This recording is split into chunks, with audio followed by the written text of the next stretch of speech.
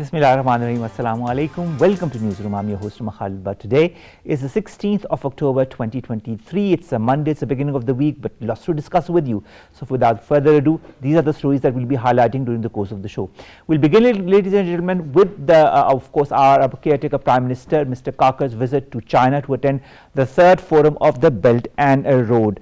Of course, this is a very important connectivity between both the countries, both the brotherly countries, both the ironclad countries, that is the People's Republic of China and the Islamic Republic of Pakistan. This forum is also extremely important in the whole context of the Belt and Road Initiative that China has launched, and of course the China-Pakistan Economic Corridor that forms the integral part of the BRI. A lot of important meetings are going to be held, a lot of important discussions will be held, and of course the meeting will further solidify the relationship that both Pakistan and China currently have, and of course it is a testament to a very great friendship and cooperation that has been going on since decades. This is going to be our first story, China, Pakistan, CPEC, BRI and the third Belt and Road Forum that is going to be held in Beijing, for which our caretaker Prime Minister is in China. Our second story, ladies and gentlemen, concerns Israel-Palestine. We are highlighting it, we are following it as much as we can.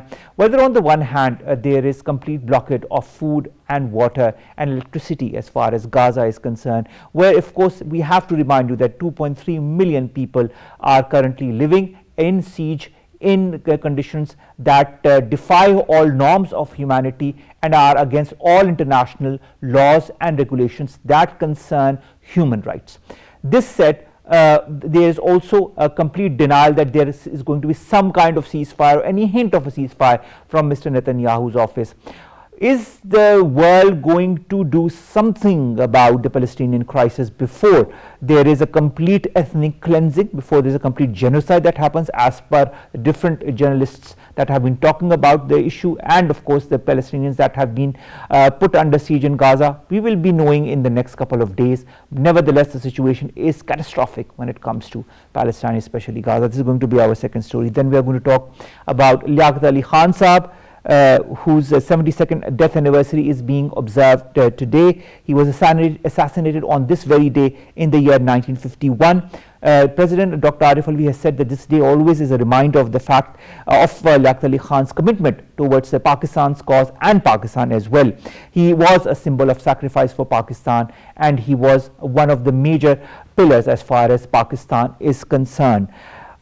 This is going to be our third story. Our fourth story, ladies and gentlemen, concerns the World Food Day that is being observed today. Food, we can't highlight the importance of food for our generations, the further generations, and of course our elders as well. The theme this year is water is life, water is food. That is very true, because it is because of water that all different vegetables can be properly cultivated, and the importance of water is paramount under the current circumstances where climate change is also affecting the world through whether it on the one hand be floods, or on the other hand could be complete lack of water in countries. This is going to be our fourth story. Our last story concerns more or less a competition between two of the wealthiest men in the world, whether it be Elon Musk on one side, who has launched 4,500 Starlink satellites in space. He is going to face some kind of a stiff competition now from Jeff Bezos, who is the founder of Amazon, who is also going to launch his own satellites. Is this a mere competition that is going on as far as this frontier, the space is concerned, or is there more to it, or will it benefit people? Because sometimes competition is always good for people. So we will know in the coming weeks and months whether both the satellites and both the companies will work together or individually for the benefit of the people. Let's begin with our first segment, ladies and gentlemen, and that concerns China, the third Belt and Road Forum that is being held in Beijing from tomorrow, and of course our caretaker Prime Minister, who is in Beijing as we speak. More of the following report. Caretaker Prime Minister Anwarul Haq Kakar is visiting China on the invitation of President Xi Jinping. During his visit, the Prime Minister will participate in the third Belt and Road Forum for the International Cooperation to be held on October 17th and 18th. Representing Pakistan in the Belt and Road Forum, the Prime Minister will reiterate the development achievements of the China-Pakistan Economic Corridor in the last 10 years as well as future goals and Pakistan's full cooperation on this key project. Apart from participating in the inauguration ceremony of BRF, the Prime Minister will address a high-level forum on the topic of connectivity in an open global economy on October 18th. The Prime Minister will have bilateral meetings with Chinese President Xi Jinping and the heads of other countries participating in the forum in order to promote relations between the people of Xinjiang and Pakistan and to promote business and investment. The Prime Minister will visit Urumqi, where the Prime Minister will meet local dignitaries and businessmen. Pakistan is looking forward to strengthening ties, engaging in dialogues, forging new partnerships and promoting regional connectivity for a brighter future. Now, to discuss this in detail, we've been joined by two guests. One joins us from Beijing and the other in Pakistan. From Beijing in China, we've got with us Zhong. He's a Chinese journalist. Thank you very much, Zhong, to have joined us all the way from Beijing. Our second guest is Kamran Yousaf. He's a senior journalist. He'll be also joining us online. Let's begin with you, Zhong, and I'd like to understand the key objectives from a Chinese perspective of the visit of our caretaker Prime Minister, Mr. Kakar, to China for the third Belt and Road Forum. How important is it for China? Well, we're having some problems with the audio, so I'm having difficulty discerning the question, but from what I can understand, let me report to you that the Prime Minister landed here in Beijing just a couple of hours ago, right in time for the Belt and Road Forum for International Cooperation. His opening ceremony will be held on the 18th, the day after tomorrow. I think we will find this necessary and worthwhile to make, because let's not forget, this does not just mark the 10th anniversary of the Belt and Road Initiative. It also marks the 10th year, the start of the China-Pakistan Economic Corridor, which has brought tangible and visible benefits to the Pakistani people in terms of alleviating that energy shortage, in terms of providing better access to transportation. I believe we'll be talking about it a little bit later in the program. But let me just say that the caretaker Prime Minister will be joined by leaders and representatives from some 140 countries and some 40-plus international organizations. It will be a packed schedule for the caretaker Prime Minister. We will be monitoring this issue here in China, obviously. Zhong, could you elaborate the significance of the third Belt and Road Forum that is being held in Beijing, and of course all this in the context of the China-Pakistan Economic Corridor?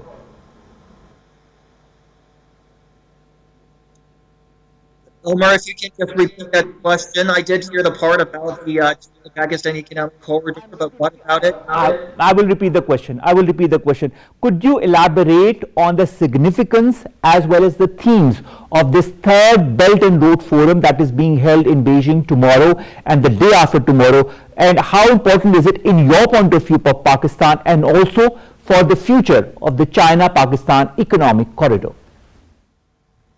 I mean, obviously, we've had the first decade with the China-Pakistan Economic Corridor with many deliverables that are known to both sides. For example, let's not forget the CPEC was one of the first projects involved in the Belt and Road Initiative, also one of the first projects that delivered results for the Pakistani people. So I think it's an occasion for celebration for people on both sides, but it's also an occasion to really draw experiences from that past decade. It takes stock of what we did right in order to draw a blueprint for the future. So I believe this will come up on top of conversations between the two leaders.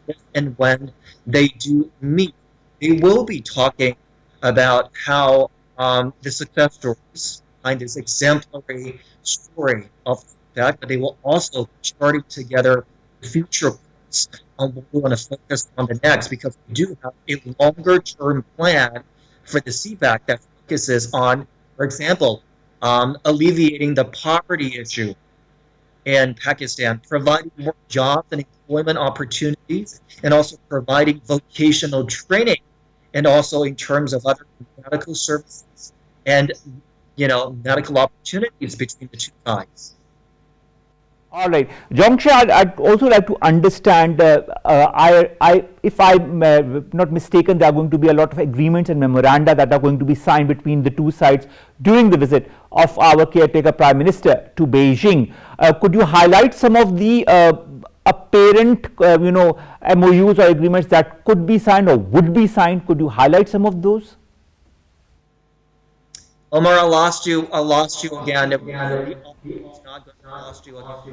Okay, let me repeat the question. Zhong. How do you see the different memoranda and the agreements that will be signed during the visit of Mr. Kakar to China?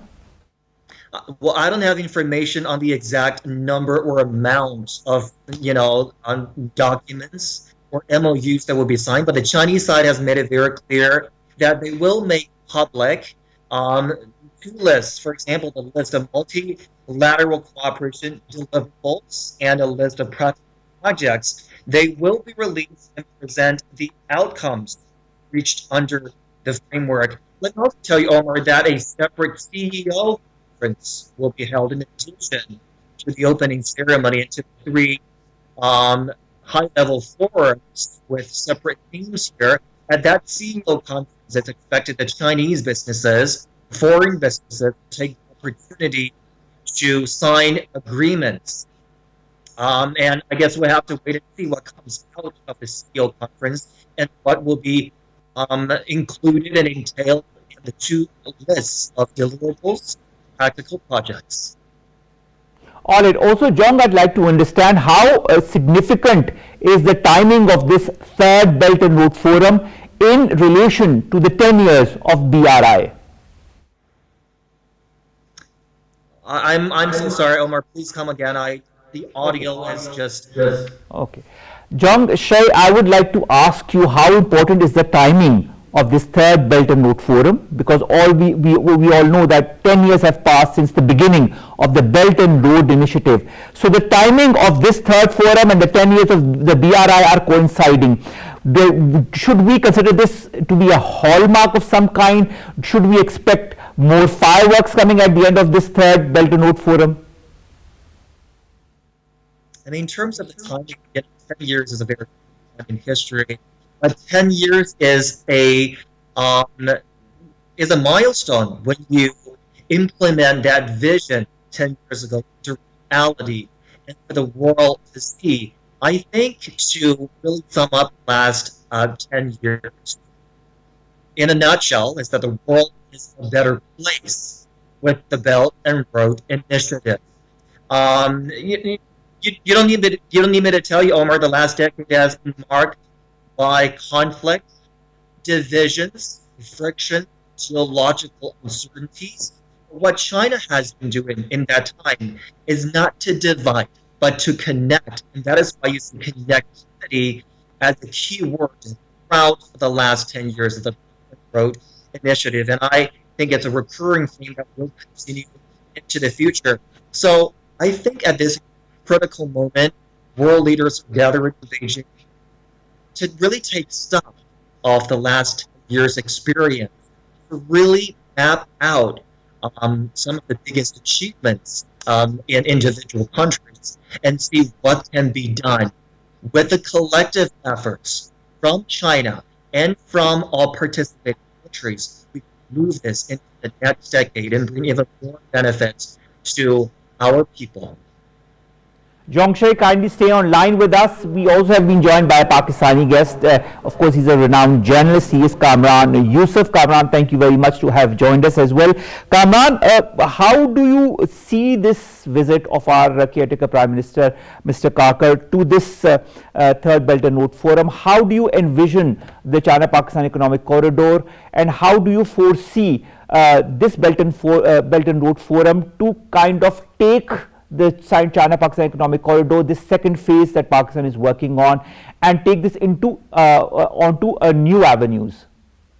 Well, this is, of course, ongoing interaction between Pakistan and China, and you know that Pakistan and China are both strategic partners. When you talk about Belt and Road Initiative, China-Pakistan Economic Corridor is considered as a flagship program. So this visit, of course, should be seen in the context of the ongoing context between the two countries. And when you talk about this Belt and Road Initiative Forum, of course, that this coincides with the 10th anniversary of the launch of this mega project and an initiative by President Xi.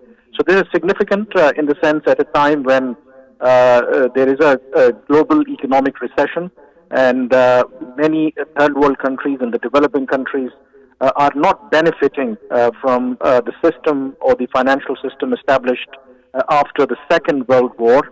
And many countries are looking up to China because China is now as emerging global power in terms of their economy. They are the second biggest economic power, and many developing countries feel that initiatives like BRI can benefit them in a big way. And if you look at this BRI, the third forum, more than I think 120 countries attending this key and important forum, and this will certainly give a new impetus as far as Pakistan is concerned.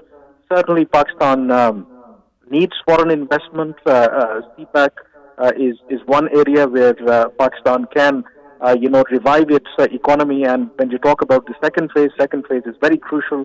First phase, if you look at it, mostly focused on mega projects, building road networks and addressing Pakistan's chronic energy problems.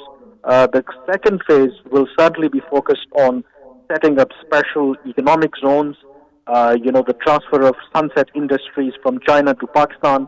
And if this happens, that will bring a real change. So I think this visit will certainly take, that process forward. All right. I would like to understand, Kamran, if you look at the past of the 10 years, because you yourself mentioned these 10 years of the BRI, and of course the China-Pakistan Economic Corridor being one of the hallmarks of the BRI. In your point of view, what changes in the socio-economic landscape of Pakistan have happened because of the China-Pakistan Economic Corridor, and what are the areas that need to be focused now for the next 10 years? I think, first of all, if you recall, when this BRI was launched, CPAC was signed between Pakistan and China way back in 2014. The major issue at that time, Pakistan was facing the long power outages. And that really affected, not just, the domestic population, our industry, and everybody was really worried about, the future. And the major change that the CPAC brought certainly was, addressing that energy crisis. And, that after that, under the CPAC, many power plants were set up, and that really, addressed this problem. And of course, when you talk about the mega projects building, roads, that also increased and enhanced, connectivity in our part of the world.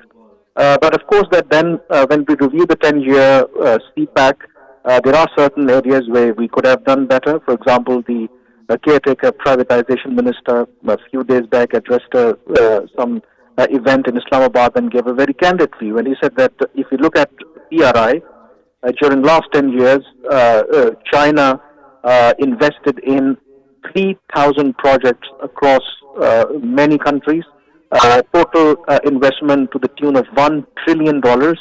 But when it comes to Pakistan, we managed to secure projects worth 26 or 30 billion dollars. And he believes that was not enough. Pakistan should have done more, given the fact that CPAC is the flagship of BRI. So I believe, I think Pakistan needs to take full advantage of the growing the rise of China, the BRI, and I think in the second phase we should create a conducive environment where all the bottlenecks, the bureaucratic hurdles should be removed, so that the true potential of CPAC can be realized. And if we are able to do that, then certainly Pakistan can address the chronic problems of, balance of payment crisis, and second, put the country on a sustainable, growth, and that will certainly bring a lot of prosperity in Pakistan.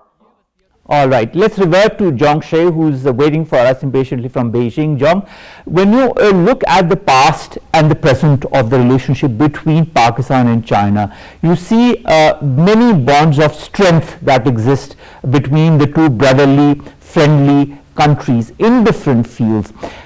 In the 7 decades of close cooperation between the two countries, what, in your point of view, have been the hallmarks? How has this relationship evolved?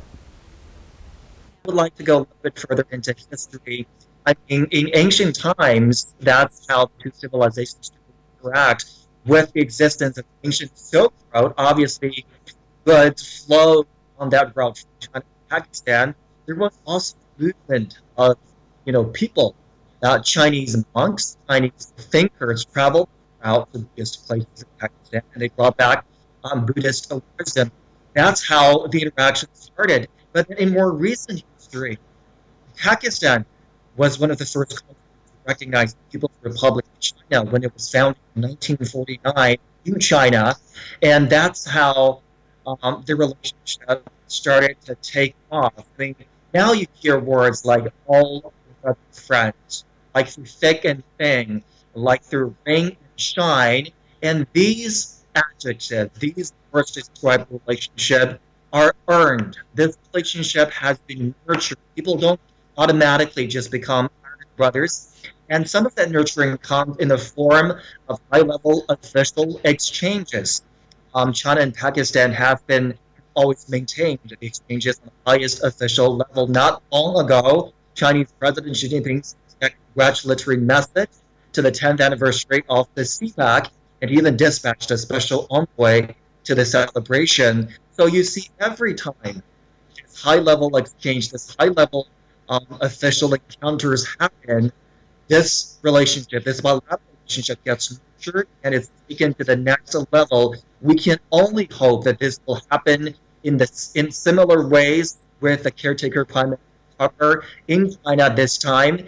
And I hope your viewers that are interested will also, catch CGTN's coverage on the forum and on the caretaker Prime Minister's trip.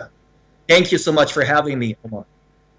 More than welcome, and thank you very much. And I'm really sorry for this little technical disturbance that we had during the course of our conversation. I hope this will improve in the days to come. Thank you very much, Zhong, to have joined us all the way from Beijing, and of course to have elaborated on the various aspects of the relationship between Pakistan and China in the whole context of the Third Belt and Road Forum that is being held in Beijing starting from tomorrow. It's going to be held for 2 consecutive days, that is the 17th and the 18th. Kamran, if you're still online with us, the last question to you regarding the broader aspect of the relationship between Pakistan and China. It's just not economy, it's much more than that. And also in the regional context, when you see so many crises that are evolving in the region and in the world as well, how important does the bond between China remain in the whole regional geostrategic environment? I think it's very important. China, as you know, is a permanent member of the UN Security Council. It has a veto, and you're absolutely right. It's not just about CPAC and, the economic cooperation. China and, Pakistan's relationship are much deeper. And Pakistan consider China as a, key partner in terms of advancing, its interests both at the regional and international level. And both countries, consult with each other, whether when it comes to regional issues, for example, Afghanistan or other issues in South Asia. And even, yesterday when caretaker Foreign Minister Jalil Abbas Jilani was addressing a news conference, he did say that caretaker Prime Minister was going to, China, and he would certainly consult with the Chinese leadership about the evolving situation in the Middle East. So in that context, certainly, Pakistan-China relationship are significant, not in terms of, economic cooperation, but, to advance both countries' interests, both at the regional and international levels. Thank you very much, Kamran, Yousaf, senior journalist, to have joined us, to have talked to us about Pak-China Friendship, the Third Belt and Road Forum, and of course the presence of our caretaker Prime Minister, Mr. Kakar, in Beijing as we speak, of course, on this two-day very important move that is going to happen. Pakistan-China Friendship is going to further solidify as a result and as a consequence of this Third Belt and Road Forum. We'll be looking forward to more details as and when they come, and we'll be highlighting and sharing them with you. Let's come to our second story, and that concerns the Israel-Palestine conflict. 2.3 million people, ladies and gentlemen, are besieged in Gaza. They are encircled by Israel. They are not allowed to leave. Not only that, on the other hand, they have been stopped the supply of water, food, and there is no electricity in the region. There is a deliberate attempt to completely bypass all human norms and international laws regarding human rights. Where is this all going to lead to? More in the following report. Israel has been accused of violating international humanitarian law. With their attacks on civilians, Israel has dropped thousands of bombs on crowded residential areas of Gaza, flattering entire neighborhoods. These indiscriminate attacks on civilians are a violation of Article 25 of the Hague Conventions, a series of international treaties. Prime Minister Anwarul Haqqaqar said, Pakistan is deeply concerned on the ongoing violence and loss of life in Gaza. We stand in solidarity with the oppressed people of Palestine and call for immediate ceasefire and lifting of blockade in Gaza. Foreign Minister Jalil Abbas Gilani slammed Israel for committing a genocide against Palestinians. He said any attempt to equate Israel, which is an aggressor, with the Palestinian struggle is unacceptable for Pakistan. The U.S. President Joe Biden expressed confidence in Israel's adherence to the rules of law, dismissing the deployment of U.S. troops, but emphasized the need for a path to a Palestinian state. Police in the United States have charged a 71-year-old man with murder and hate crime for fatally stabbing a 6-year-old boy and seriously wounding his 32-year-old mother, alleging he singled out the victims because of their faith and a response to the war between Israel and Hamas. Antonio Guterres calls for Hamas to release hostages and for Israel to allow rapid humanitarian aid access to Gaza, emphasizing the urgency of these objectives. Former Ambassador Najm Saqib Saab joins us online. Thank you very much, sir, to have joined us. I am beyond words, sir, when it comes to the current situation in Palestine. It is defying all norms of human rights. There is, in fact, no essence of humanity left in this so-called place that we call Israel. Why is that so? How low can the people or the government in Israel stoop as far as, violating all human rights laws in Palestine and Gaza are concerned? Thank you, Omar. Look, Israel is doing 70 years, and for the last 16 years, Gaza has been under siege. Can you hear me properly? Because I can't, hear you properly. Yes, we can hear you, sir. We can hear you, sir. Okay. To begin with, I think we need to, right now, if you're talking about where are we going to be, in the next few weeks or so, the months to come, what is going to happen to this war, what is going to happen to Gaza itself. I think before I address that, I would like to clarify a couple of, facts. Number one is that this is not a fight, this is not a war between the Arab world and Israel. Till today, as we speak, it is a war between Hamas and Israel. Number two, it is not a war between the East and the West as such. East being, China and Russia, and on the other side, United States, UK, France, European Union.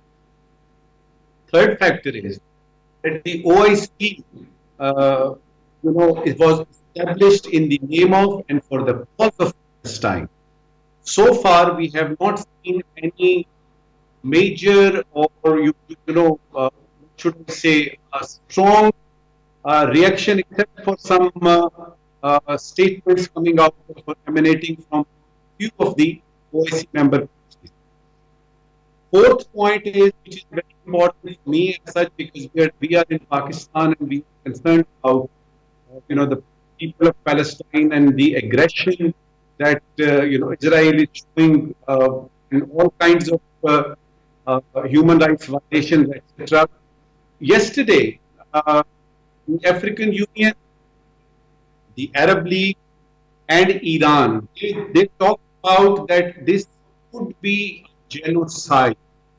But Pakistan went one step ahead, and our caretaker foreign minister said that Israel is already, doing this genocide, which tells the world, Israel, the Arab world, the African Union, and the people of Palestine, that Pakistan as a state, as a country, we are not only standing with them, and we would like to have a two-state, solution according to many resolutions of the United Nations Security Council and Abraham Accord, and and whatnot. But also, we are condemning the Israeli aggression and hostilities in the strongest possible word. So I think it was a very clear and very strong message to the world uh, yesterday. So, uh, you know, as far as this situation goes, I think keeping the pattern in mind, what has been happening, with the Palestine or Palestinian state, the Palestinian people as such, and with Israel, I think there will be two scenarios in which the war will end. Scenario number one is that Israel achieves all its stated goals, objectives, because it says that it has been attacked, it says that it is a terrorist attack, and the United States of America, and the European Union, the Western world, all with them. We have heard Mr. Trudeau speaking about it. We have heard, we have seen the secretaries of the state visiting and Israel and meeting Israel. So the first scenario is that this war will end when the Israeli forces, the prime minister, the army chief, and the minister of defense, according to their statement, it's a long drawn war, when it will achieve all its stated goals. Number two, somehow something happens, and considering statements coming out of Tehran, Ankara, and the standpoint has been taken by Qatar and Hezbollah from Lebanon, somehow something happens and the war takes a dramatic turn, and Hamas and Palestine have a clear edge. I would, see it as a miracle. But if this happens, that Israel at the back foot, then I think the Western powers, particularly, they will come into it and stop. All right, Najm Saqib Saab, let's talk of the occupation that has been on since decades. A lot of analysts across the world, while talking in different shows on different international channels, have been talking about an end to the Israeli occupation. How much of a possibility is that, looking at the current scenario of the way Israel is bombing, killing, hurting Palestinians? What is the ultimate goal as far as Israel is concerned, and is there a possibility of Israel ending the occupation one way or the other? If you see the statements coming out of Tel Aviv the last many years, and in particular in the last 2 months, more importantly, last 1 week, you will understand what Israel is up to right now. Number one, according to United States, government and President Biden's administration, apparently there is a tunnel which has been constructed, which has been constructed for all the Gazans, the people of Gaza, the 2.4 million people. Out of those 1.1 million people, they should use this tunnel and just go away. This is one. Number two is that deadline giving to them all the people in Gaza that leave this place. So the first objective seems to be that there should not be any Palestinian living or residing in that strip called Gaza. Number two is, which is the more, I should say, dangerous aspect of this, in the opinion of many objective observers, Israel has somehow decided to get rid of the Palestinians as a whole, and particularly from that area. That is why this heavy bombardment and these use of certain chemicals like phosphorus, etc. So these are the two immediate objectives that one could see that Israel wants, this to happen. What Israel does not want to happen is that this attack, which was from Hamas, for the first time we saw that somebody else drew the first blood. It would always be Israel, who would be initiating, such actions against the hapless people of Palestine and, the people living in the Gaza Strip. So what it does not want is that the world powers, particularly the Western powers, it does not want them to pressurize it unless it achieves its stated objectives. Secondly, what it does not want is that China and Russia and the Eastern Bloc and those countries which have soft corner for Hamas or for Palestinians, they actually start, in material terms and in military terms, they actually start supporting the war of Hamas.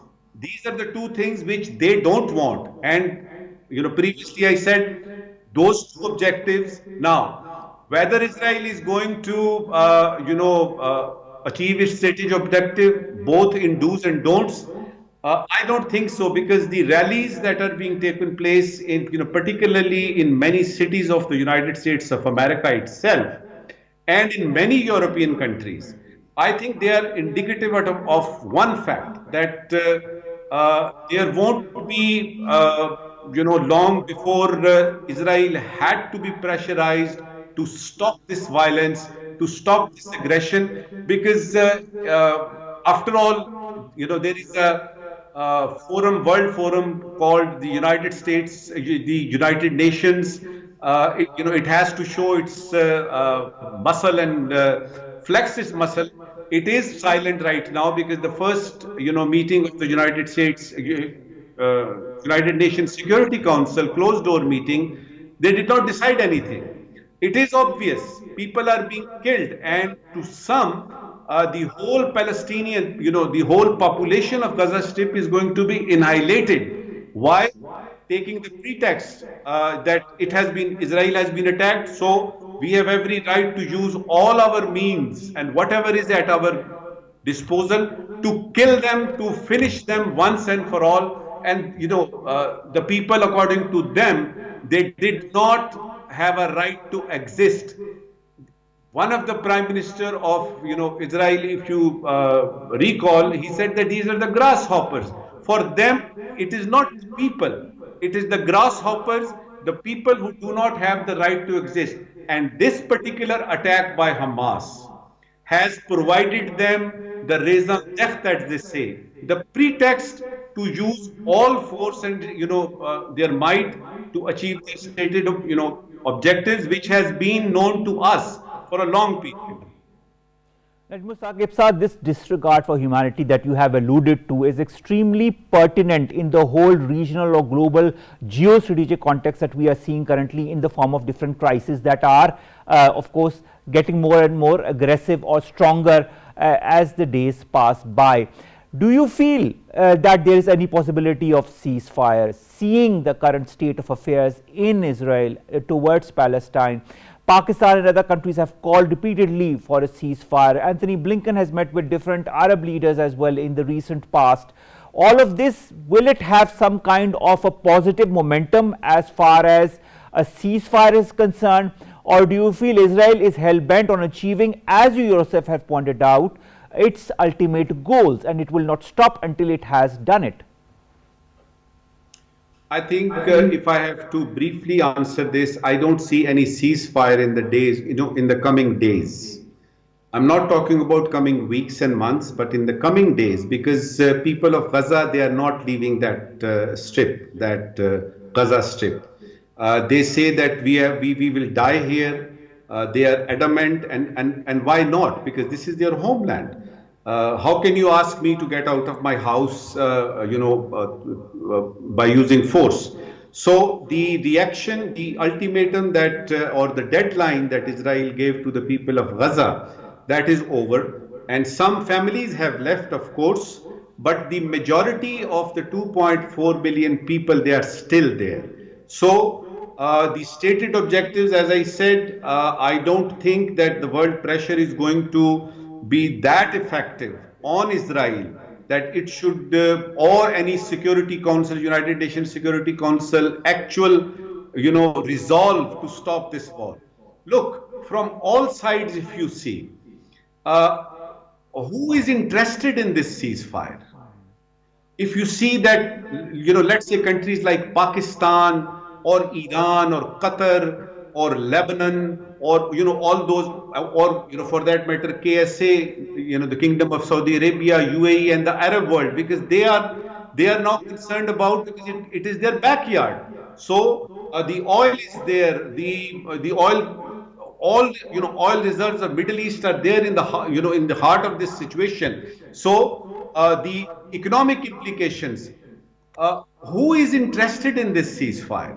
Then you will come to know that only a handful of countries of the Middle East, Pakistan, of course, and a few African and Arab League countries who are. But do they have that power to stop this?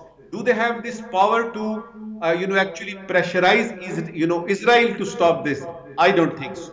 Does OIC have that, metal or muscle? I don't think so. So, to me, it has to be the United States of America and its cohorts, and it has to be the United Nations itself as a whole to actually pressurize Israel to, have a ceasefire. But let me tell you one thing.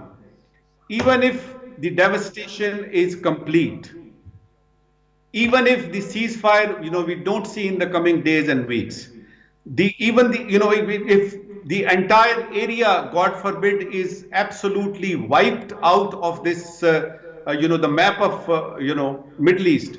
To me, as a,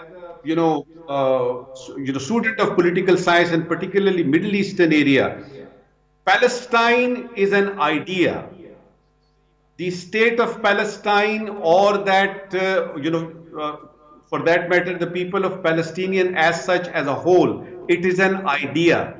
You can kill a man, but you cannot kill an idea. So the people who think that after a very, devastating effects of this Israel's aggression, and there will be many people who will just have that exodus from that area, many people will be shaheed, and the situation will be, normalized, or the Israel will have, or Israel will get or gain the stated objective. I do not think so, because to me it is an idea, and you cannot kill an idea. Thank you very much, Ambassador Najm Saqib Saab, to have joined us, and I totally agree with you on that. You can kill people, you cannot kill an idea. Nevertheless, if we talk of the implications just on the human lives, 2,750 people at least have been killed, 9,700 have been wounded. These are the estimates by the Palestinian Health Ministry, and these are not being made up, and these are increasing with every passing hour.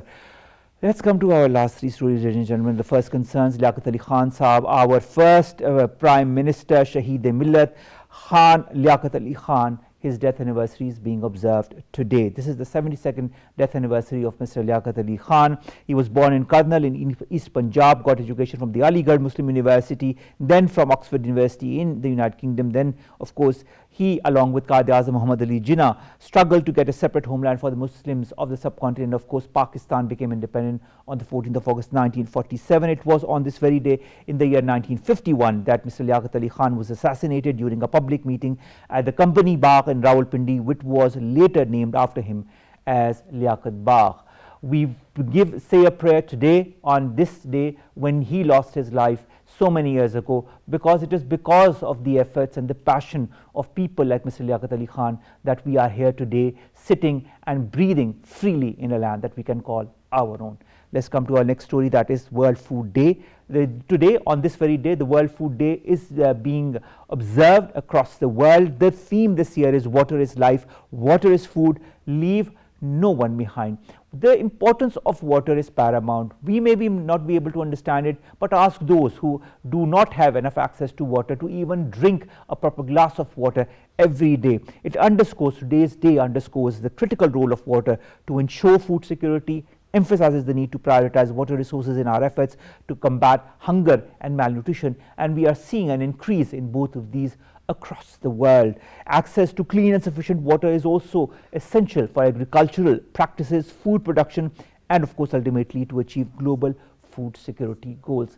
This is a collective ambition, this is a collective resolve that the world needs to take, that the future should be taken in an environment where there is food security, where there is water security as well. Let's come to our last story, and that concerns a space war, ladies and gentlemen, that is occurring as we speak between billionaires, or should I call trillionaires? I don't know, these are people that are extremely rich and have money that we cannot even imagine in our lifetimes. Elon Musk, the billionaire founder of SpaceX and Tesla, has made significant strides as far as dominating the space industry is concerned, with over 4,500, let me repeat the number, 4,500 Starlink satellites that have been launched into Earth's orbit, and they account for more than 50% of the total satellites that are currently in the Earth's orbit. What is happening now is there is a competition coming up from another billionaire, Jeff Bezos. If you don't know who he is, he's the founder of Amazon. Bezos has launched his first satellites into orbit, making his entry into the race for orbital domination. Now both Musk and Bezos are vying for control of the near Earth space. A lot of concerns on the one hand are being raised about the concentration of power in the hands of a few ultra wealthy individuals, but of course on the other hand there might be a heave of sigh of relief from many of that. In this competition, maybe some positivity could emanate, and the people of the world could access information and so much else through the use of these different satellites that are being put into orbit by Mr. Musk or by Mr. Bezos. With that, ladies and gentlemen, we come to an end of today's newsroom. See you inshallah tomorrow with new story segments that pertain to us, you and Pakistan. Stay safe. Allah Hafiz.